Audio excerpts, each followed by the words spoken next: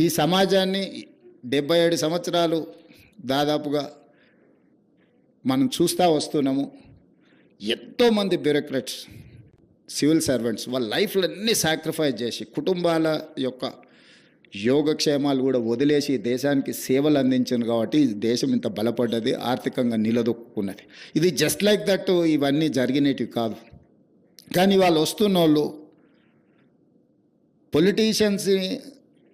పొలిటీషియన్స్ని అనే కాదు, సమాజంలో ఉండే రాంగ్ ప్రెసిడెంట్స్ని అన్నిటిని కూడా రోల్ మోడల్గా తీసుకుంటున్నట్టు అనిపిస్తుంది. ఈ మధ్యకాలంలో కొత్తగా సెలెక్ట్ అయిన ఐఏఎస్ ఐపీఎస్లు నేను చూస్తున్నా, ట్రైనింగ్లోనే ఉన్నప్పుడు పోలీస్ స్టేషన్లకి వెళ్ళి డ్రెస్ వేసుకొని కూర్చొని సివిల్ పంచాయతీలు తెంచడానికి ప్రయత్నం చేస్తున్నారు, which is unfortunate. I'm sorry to say. నేను ఇందుకు ఈ వేదిక మీద పంచుకుంటున్నా అంటే కొద్ది మందిలో అయినా ఇది మార్పు రావాలి, ఆదర్శంగా ఉన్న వాళ్ళ గురించి చర్చ జరగాలి. అదేవిధంగా నేను జిల్లా పరిషత్ మెంబర్గా ఉన్నప్పుడు పెద్ద జిల్లా మహబూబ్ నగర్ జిల్లా అంటే వ్యాస్ట్, 14 మంది ఎమ్మెల్యేలు, అసలు ఒక పక్క నుంచి ఇంకో పక్కకు పోవాలంటే ఆ కాలంలో ఉండే అంబాసిడర్ కార్లు, చిన్న కార్లు, అలా 7, 8, 10 గంటలు జర్నీ. ఐఏఎస్లు ఐపీఎస్లు వాళ్ళు అచ్చంపేట ఏరియాల అడవుల్లో పోయి ఆదివాసీలను చెంచులను కలిసి మళ్ళీ ప్లెయిన్ ఏరియాస్కు రావాలంటే రోజుల కొద్దీ వాళ్ళు అక్కడ ఉండి చేసి ప్రజల దగ్గరికి వెళ్ళి సమస్యల్ని కనుక్కొని పరిష్కరించేవాళ్ళు.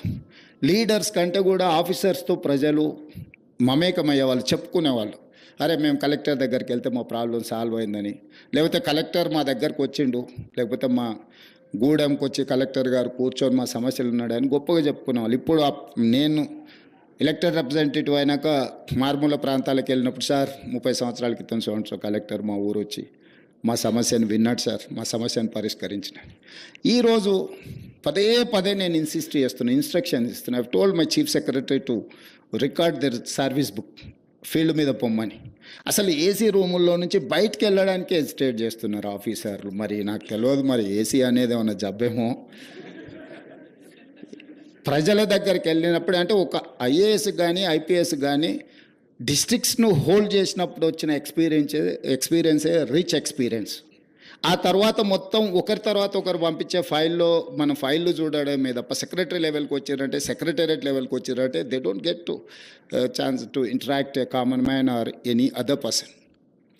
సో కింద వాళ్ళు ఎప్పుడైతే కింది లెవెల్లో దొరగారు ఉన్నారు, ఇక్కడ ఐపీఎస్లు సెలెక్ట్ అయినా వాళ్ళు కానిస్టేబుల్ నుంచి వాళ్ళని డ్యూటీ ఒక్కొక్క స్టెప్ నైట్ డ్యూటీ నుంచి, లేకపోతే పెట్రోలింగ్ డ్యూటీ నుంచి, సైకిల్ మీద పోయి నేర్చుకునే కాడ నుంచి ఐపీఎస్లకు ట్రైనింగ్ ఇచ్చి వాళ్ళు ఏంటంటే గ్రౌండ్ స్టాఫ్ లేకపోతే ఫీల్డ్ స్టాఫ్లో ఉండే సాధక బాధలతో పాటు నిర్ణయాలు కూడా ఏ రకంగా చేయాలనో వాళ్ళందరికీ కూడా ఒక ట్రైనింగ్ ఇచ్చి ఉండేవాళ్ళు.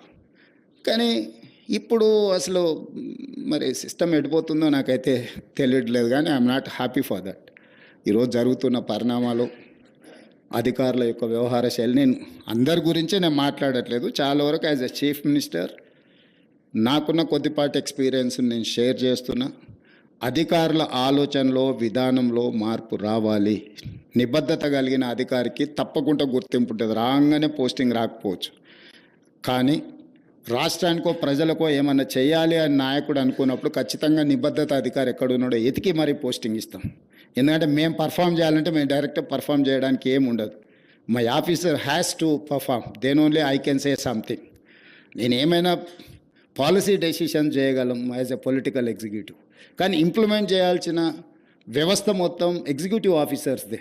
వాళ్ళే మమ్మల్ని ఎన్లైటన్ చేయాల్సింది, మాకు అవగాహన కల్పించాల్సింది, అన్ని సబ్జెక్టులలో ఏ సబ్జెక్టులో ఏముంటుంది, ఏం చేస్తే ఏమవుద్దని అవగాహన కల్పించాల్సింది అధికారులదే బాధ్యత. అలా చెయ్యాలనే అధికారులను కోరుకుంటూ గోపాలకృష్ణ నాయుడు గారు లాంటి సీనియర్, దాదాపుగా first prime minister to present prime minister వరకు వారి అనుభవాలు ఇతర అధికారులు నేర్చుకోవాల్సిన అవసరం ఉన్నది. అప్పుడప్పుడు సీనియర్ బ్యూరోక్రాట్స్, రిటైర్డ్ అధికారులు వీళ్ళతో ఒక ఇంటరాక్షన్ లేకపోతే ఏదైనా ఒక సెషన్ పెట్టి చేస్తే అది కొంత ఉపయోగకరంగా ఉంటుంది. అట్లాంటి కార్యక్రమాలు వీలైనంత మేరకు ఆర్గనైజ్ చేసి వాళ్ళ అనుభవాలను ఇతరులకు చెప్పడానికి అవసరమైన ఏర్పాట్లను రాష్ట్రం తరఫున ఏర్పాటు చేయమని చెప్పి మా చీఫ్ సెక్రటరీ గారికి ఆదేశాలు ఇస్తూ, ఎందుకంటే ఆ ఎక్స్పీరియన్సెస్ వాళ్ళు షేర్ చేసుకుంటే, ప్రత్యక్షంగా వింటేనే వాళ్ళకు అవగాహన కలుగుతుంది.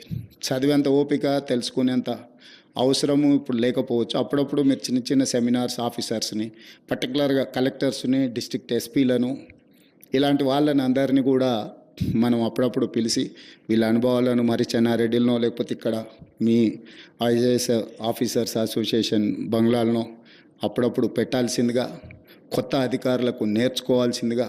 35 సంవత్సరాల సర్వీస్ ఉంటుంది. పొలిటికల్ ఎగ్జిక్యూటివ్స్ వస్తుంటారు, పోతుంటారు, మారుతుంటారు, రకరకాల ఆలోచనలతో వచ్చేవాళ్ళు పోయేవాళ్ళు ఉంటారు. కానీ సివిల్ సర్వెంట్ 35 ఇయర్స్ ఈ సమాజానికి సేవలు చేయాలి. అది అత్యంత గౌరవప్రదమైన పోస్టు. ఈ గౌరవప్రదమైన పోస్టును మనం హార్డ్ వర్క్ ద్వారా లేకపోతే ప్రజలకు ఉపయోగపడే విధంగా మనం కుర్చీలో కూర్చున్నప్పుడు ఏ విధంగా పేదోడికి సహాయం చేయాలన్న ఆలోచన చేయాలి, మనకున్న జ్ఞానాన్ని కానీ మనకున్న అధికారాన్ని బట్టి. కానీ ఏ విధంగా అడ్డేయాలి, ఏ విధంగా ఇబ్బంది పెట్టాలి, వచ్చిన ఫైల్ మీద ఏ విధంగా నెగటివ్ కామెంట్స్ రాయాలి అనే ఆలోచన తగ్గించుకొని ఒక పాజిటివ్ అప్రోచ్ ప్రజలకు ఉపయోగపడే విధంగా చేస్తే చాలా కాలం గుర్తుంటారు.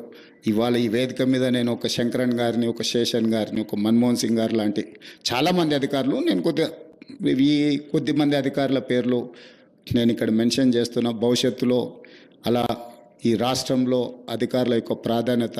ప్రపంచంలో ఏ మూల ఏ క్షణం ఏం జరుగుతుందో వేగంగా తెలుసుకోవడానికి తొలి వెలుగు వాట్సాప్ ఛానల్ని ఫాలో చేయండి.